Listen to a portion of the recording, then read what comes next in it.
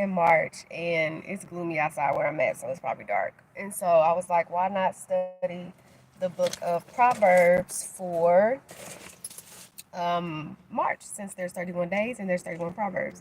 I said I wanted to try to do this every month, right? Try to get my lips some color. So today is March the 14th. Therefore, we're going to read Proverbs chapter 14. And Proverbs has some really good information in it. So it says, chapter 14, verse 1, every wise woman buildeth her house, but the foolish plucketh it down with her hands. So if you're married, this is a verse for you. He that walketh in his uprightness feareth the Lord, but he that is perverse in his ways despiseth him. In the mouth of the foolish is a rod of pride, but the lips of the wise shall preserve them. Where no oxen are, the crib is clean, but much increase is by the strength of the ox, or by the strength of the ox. So where no oxen are, the crib is clean. I don't know what you think that means. I would say, because I know oxen worked back in the day, the crib is clean, but much increase is by the strength of an ox. I'm gonna have to look that one up. And I usually use the Blue Letter Bible, but I'm on my phone, so I can't pull it up. It says, verse number 5: a faithful witness will not lie, but a false witness will utter lies. A scorner seeketh wisdom and findeth it not, but knowledge is easy unto him that understandeth. Go from the presence of a foolish man when thou perceivest not in him the lips of knowledge. That's really why I jumped on here, because that verse right there just really spoke to me, telling us, when you're in a conversation with somebody and they talking trash and they not talking about nothing that's gonna really help you. I mean, the Bible literally tells you, go from the presence of a foolish man. So get up and leave. Girl, you look, honey, you out on that date and he not talking about nothing important. Get up and leave. Sir, she talking that, get up and leave. I just think that's so important, because we get in so many, like I was watching the show Girlfriends last night, and it was a scene, they were outside of a club and somebody popped off at Joan, and Joan was telling Tony, like, let's go, like, let it be, don't even, entertain that. And Tony was like, no, I'm getting tired of these females thinking they can just come at me any type of way because I'm pretty, blah, blah, blah. And Joan was like, drop it. Like, we're not going to do this.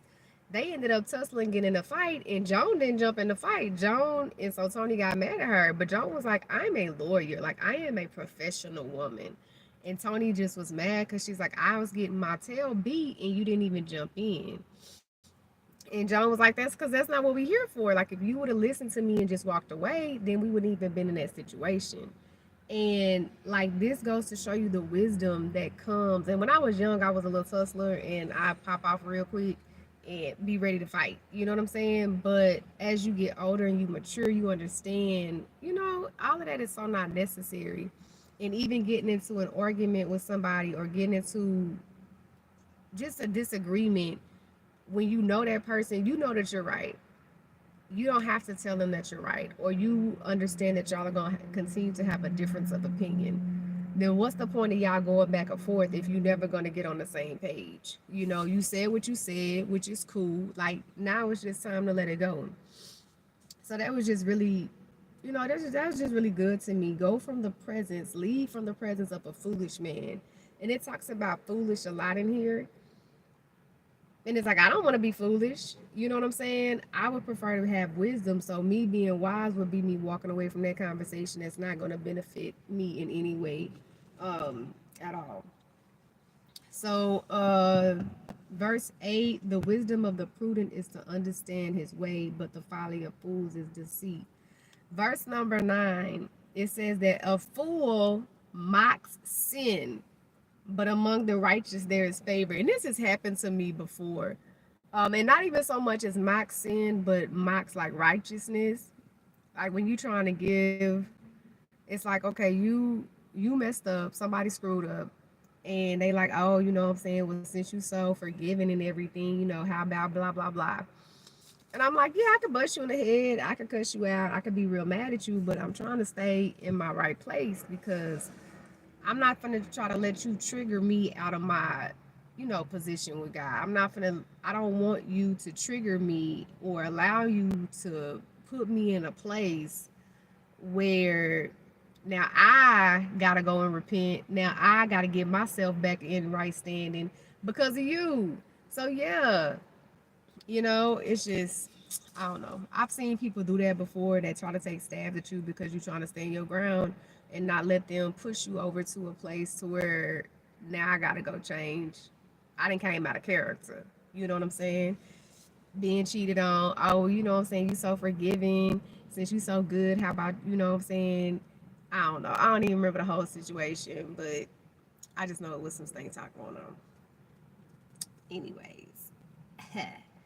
But yeah, fools mock at sin, and like they say, God know my heart, He'll forgive me, ma'am. No, God knows your heart is continually wicked. That's why He destroyed parts of the little area they was in back in the day because the heart was so wicked. So when anybody step to me like, God know my heart, He know I ain't trying to do that. He know you raggedy. You right. Me too. I'm just saying. Let's see. So that was verse number 9. Verse number 10. The heart knoweth his own bitterness. A stranger doth not intermeddle with his joy. The house of the wicked shall be overthrown. This was helping me today because you see a lot of people out in the world being raggedy and you feel like they coming up and you not coming up. And it's like it don't matter how they get their money if it's not right. Eventually they're not gonna make it. Eventually it's not gonna go well for them. So it's okay. Like don't trip. Like it's all good. You don't have to worry about the people that are out here not doing what they supposed to be doing because that could be hard for a believer to see somebody advancing, knowing you out here grinding, trying to do right, trying not to be in these streets, trying not to lay up with nobody, and you see people that are doing that and it's like they aren't getting their blessings aren't coming from God, because it says the enemy know how to bless his kids too. So just understand that as well. You're like, oh God, why you blessing them? God not blessing them because He don't bless unrighteousness. So I mean, and that's just for real. It says the devil know how to bless his kids too. So just remember that. But I don't want to be on here too long. That one verse just really spoke to me. And I was just, thinking to myself, we need to do that more often. It would, people out here getting their lives taken. People out here, road rage is a beast right now. I was driving today because I commute a long way in the morning.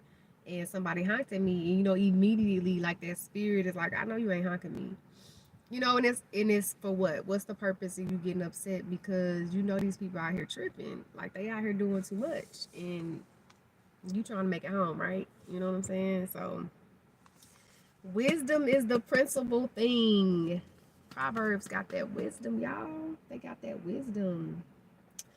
I'm gonna keep reading. I just want to get on here and share my verse that I had that I got. Y'all have a blessed day.